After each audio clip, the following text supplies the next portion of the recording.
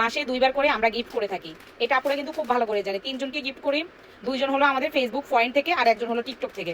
এখন দেখেন এই গিফট নিয়ে আপনাদের কি পরিমাণে, মানে আমি অবাক হয়ে যাচ্ছি। আমি ফ্রিতে আপনাদেরকে প্রোডাক্ট দিই, বাট আপনারা কি পরিমাণে আমাকে মেসেজ দিতেছেন যে আপু আমাকে গিফট দিলেন না কেন, ওরে কেন গিফট দিলেন, ওরে কেন গিফট দিলেন, ওরে গিফট না দিয়ে আমারে দিলেন না কেন, আপু আমি কি গিফট পাবো না?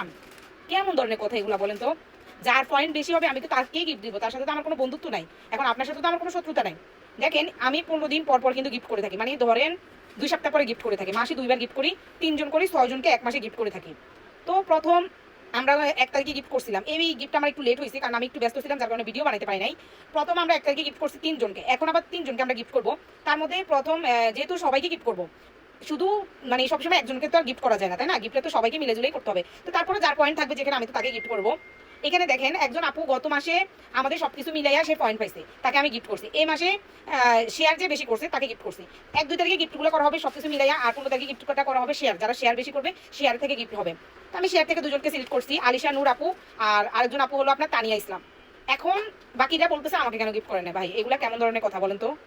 আর অনেক আপুরাই বলে যে আপু আপনি কিভাবে গিফট করে থাকেন। আর যারা আমাদের টিকটক, ফেসবুক, ইউটিউবে অ্যাক্টিভ থাকবে ওইখান থেকে আমি অবশ্যই তো গিফট নিচ্ছি, তার সাথে সাথে পয়েন্ট দেখেও নিচ্ছি, যাতে কেউ মানে বলতে না পারে আমাকে গিফট কেন না করলো, ওনাকে কেন করলো, ওনাকে কেন করলো না। এজন্য আমি পয়েন্ট দেখে নিচ্ছি, যে বেশি অ্যাক্টিভ থাকবে তার পয়েন্ট ফেসবুক নিজে থেকে দিয়ে দিবে, ঠিক আছে? এখন আবার 3 জনকে গিফট করতেছে, তার মধ্যে আমি 2 জনের নাম বলে দিচ্ছি, আরেকজন টিকটক থেকে নাম বলে দিচ্ছি। আর টিকটক থেকে যে উইনারটা নিছি তার আইডি নাম হলো সৌরভ ব্যাপারী। তা তোমরা 3 জন আমাকে অবশ্যই নক দিবা। আর আরেকটা ভিডিও করবো আমি, তোমরা একটু অপেক্ষা করবা, নক দিবা, আমার ওই ভিডিওটা দেখে নক দিবা। আরেকটা ভিডিও আমি কালকে হয়তো আপলোড দিতে পারি, আসলে আমি সময়ের জন্য ভিডিও করতে পারতেছি না, তাই আপলোডও দিতে পারতেছি না। তো তোমরা যারা গিফট পাইছো তারা কে কোনটা গিফট পাইছো, কে কি গিফট পাইছো আমি আরেকটা ভিডিওতে বলে দেবো।